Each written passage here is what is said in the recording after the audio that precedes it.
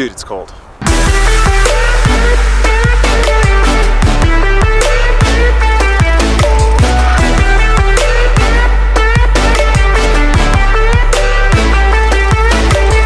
Hey guys, vegan cyclist. Whoa, check out where I am at, Yosemite Valley. So really quick, want to run down peaks and valleys. In life, you have ups, you have downs, just like you do in training. You'll peak, you'll valley, and understanding how to know that that's natural and what to do during these peaks and valleys is important. So currently I'm in a valley. The last week of training has not been good for me.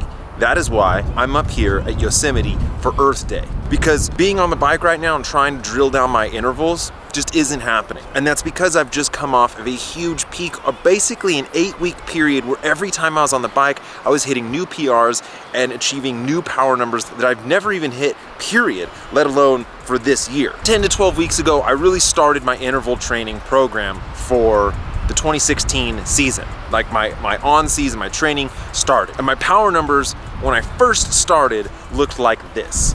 Horrible, really, really bad. That was my baseline. That's where I was starting for the year. Now, I knew where my data was from previous years, so I could kind of gauge on where I should be able to get back to. But as the weeks progressed and as I started doing my intervals, my power numbers started to increase as expected. Then my 10-minute intervals were somewhere around 300 watts when I first started them, but then progressed them to 320, 330, 340. I just ended up going out and doing 6-minute intervals where I hit 370 watts, 360 watts, 350, 360 again.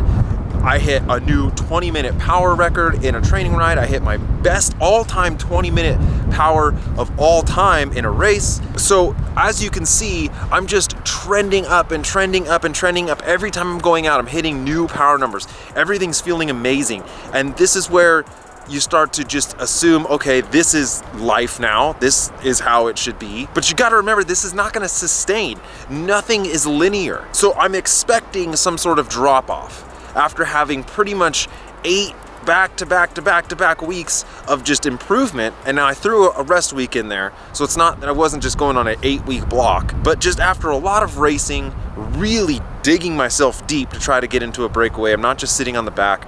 My training has been amazing. I am now expecting some sort of drop-off. So, but I don't know when that drop-off's gonna come. I go out for a training ride on Tuesday, and I had 3 sets of 10-minute intervals, and they all sucked. I wanted 350 times 3. I ended up getting 330, 320, and then 300, which was just not good. Then I was supposed to do 5 1-minute intervals, and I wasn't able to even get over 400 watts, so I just shut it down. I only did 30 seconds actually, and I just knew my legs were not there. So I shut it down, ended up doing a group ride, and just after the whole ride, I didn't really feel amazing. Come Thursday, I ended up trying to go out and do 6-minute intervals 5 times. My goal was 350 watts across the board, 350, 350, 350. My first one was 330, my second one was 305, and that's when I pulled the plug. And I said, okay, I'm no longer in the adaptation zone that I'm trying to achieve. So instead of just drilling myself into the ground right now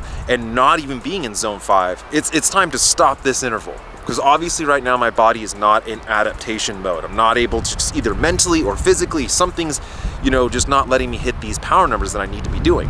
I continued, I finished the ride. I even tried one more 6-minute interval and I was able to hold 300 watts. So it's not that my fitness is garbage, it's just I didn't really want to suffer. I didn't want to go zone 6 for 6 minutes. I couldn't mentally get myself in there to do it. So then today I'm taking my family up here to Yosemite. It's actually horrible weather. It's windy, it's rainy, it sucks, but any day you're in Yosemite is a better day than anywhere else. So okay, what do you do at that point when your training is not going well, right? So your input is the same, but your results are no longer the same. The sample size is really important, right? So having a power meter and using it for a long time, you can really be able to gauge over a long period of time. Like I'm able to look at last year's and the year before that and sort of gauge where I am currently and how that's, if I'm on track or not. But a lot of people are gonna do this. They're gonna be doing intervals, and all of a sudden they're not gonna be able to hit the power numbers they used to be doing or whatever, and they're gonna get negative feedback from this, and they're gonna start changing up their whole program. Well, I need to change my diet, I need to change the intervals, I need to change my coach or my bike or whatever. And no, with a big enough sample size, you'll see that you're actually trending up. And that's what you're looking for, is the trend, not these small micro, well, this week I had a bad day on the bike, so I need to change everything. I will come back up, for sure. I just sort of need a little bit of a break from racing, maybe take 2 or 3 weeks off. And if I go out and the intervals just aren't feeling right, you know what? It's not that big of a deal. I'm just going to continue to ride, and I'm going to ride hard at least, or do decent power. But man, if you can't go out there and you can't hit those your goals, don't really worry about it. As long as you're coming maybe off of a really good trending up or incline. Throughout my whole year, this is really how my fitness looks. And I can gauge this between over 3 years. And I can sort of then compare my peaks and my valleys to last year's peaks and valleys, and really try to discern, am I improving? Am I improving from year to year? What can I expect at certain months if I'm continuing my same program? So having this type of data is phenomenal. And don't let one little sliver of that data make you question everything. There's gonna be bad days on the bike. There's gonna be good days on the bike. When the good days are on, when you're on a peak, get out there and throw an extra 30 minutes on your ride. Do an extra hour ride. Do an extra workout. Do an extra set, because you've got the motivation. And obviously your body is in a position where it is adapting really quickly. So use that extra energy you have to get more benefits. But on the day that you're not feeling it, don't just hammer yourself in the ground, because you'll just lose all your motivation and you might just burn yourself out, right? And you're really not even making that great of adaptations. Like my 6-minute intervals, I wasn't able to get anywhere close to what I should be able to do. So I'm not gonna just destroy myself. I'm not gonna push myself through this sufferfest if I'm not even anywhere close. Now that doesn't mean if I was shooting for 350 and I was able to hit 340 and 335 and 351, then that's good. But I wasn't. I was totally off the mark. Guys, remember that you're not getting paid for this. So train because it's fun. Train because you have a goal. Vegan cyclist. Yeah.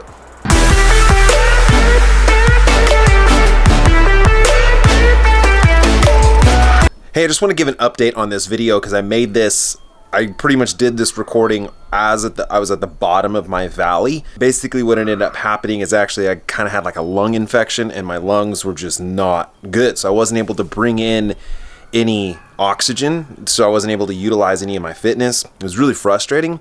But something really kind of interesting happened with this is that since I couldn't achieve any of these high power numbers when I went out for intervals, I just wasn't able to do anything. I sort of just kind of rode, relaxed, and pretty much almost everything under 300 watts. I just wasn't able to do any sort of high intensity. But that made my legs, my fatigue went all the way. I had no more fatigue in my legs. And then so when I went out on yesterday for a little ride, I still wasn't feeling great, but I hit my all-time highest max power of 1495 watts, which was pretty cool. And then I even hit my best 20-second power at 930 watts or something of that sort. So it was kind of crazy to see that since I didn't have the lungs to really be hitting these intervals, that my fatigue dramatically went down, and then I was able to hit these crazy numbers I've never really been able to hit because I'm always constantly training. So I'm always sort of in a state of fatigue. My lungs are feeling better, and so I'm definitely need to go out on the road and start hitting my intervals, because you don't want to just not do intervals, even though it builds fatigue. It's your overall form, right, is increased. I also have to say that on these numbers, it was really difficult to try to find what my actual numbers were, and these aren't max numbers. This isn't my max 1 minute, my max 5 minute, my max 10 minute.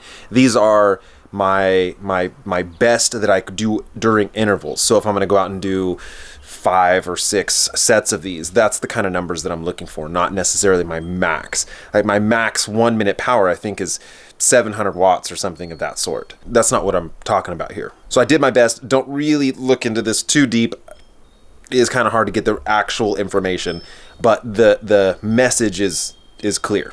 Thanks so much.